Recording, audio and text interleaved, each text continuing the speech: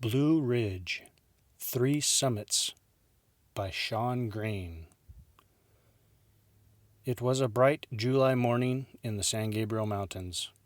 After a long drive, Cecilia and I parked at Inspiration Point along the Blue Ridge. Our goal was to hike westward on the Pacific Crest Trail and to bag 3 minor points that I had found marked on peakbagger.com. This particular trail segment offered perhaps the best panorama of Pine Mountain Ridge and San Antonio Ridge, both seen in the distance to the south. Our first summit, called Peak 7600, came up quickly, sitting just west of Inspiration Point. A narrow but clear summit path split off from the PCT and led up the peak's southeast ridge. The top contained a small rock outcropping, but no register. We dropped off the west slope of the summit and discovered a steep, abandoned trail with tiny old benches. This route soon rejoined the PCT.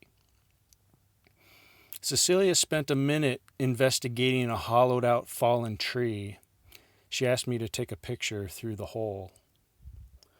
We arrived at Grassy Hollow, and I learned that it's not the PCT's halfway point between Mexico and Canada. At Grassy Hollow, there is a visitor center open on the weekends. You can buy some souvenirs and check out the displays in there. But the real wonder is Bob's Rock, named after a man called Robert, whose buddies called him Bob. The rock is a migmatite, part metamorphic, part igneous. This mutant creation acts as a natural seismograph, measuring earthquakes in Southern California. Hence all the wavy lines. After Grassy Hollow, Cecilia and I continued on the scenic PCT. That's Mount Baden-Powell on the left and Jackson Flat up ahead.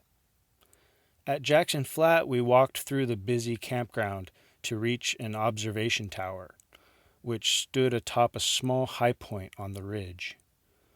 The round structure was built in 1980, and a concrete staircase wrapped around and took us up to the viewing deck, which I must admit was a pretty nice viewing deck, nice enough to have a keg party up there. Back on the trail, our next and final summit, something called Vincent Gap Peak, was about 1 mile away. We didn't see a clear use path splintering from the PCT, so we just went cross-country, finding a decent, slightly brushy route on the north slope.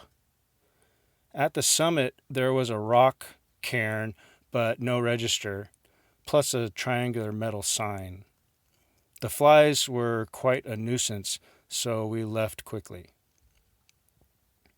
We scrambled down the northwest slope and followed the PCT to a fire road junction, where we ate lunch at this shady spot.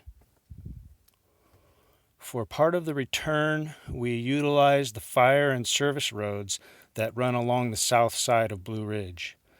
This trip balanced out to around 8 or 9 miles, which included a little detour to check out the Lightning Ridge Nature Trail back near Inspiration Point.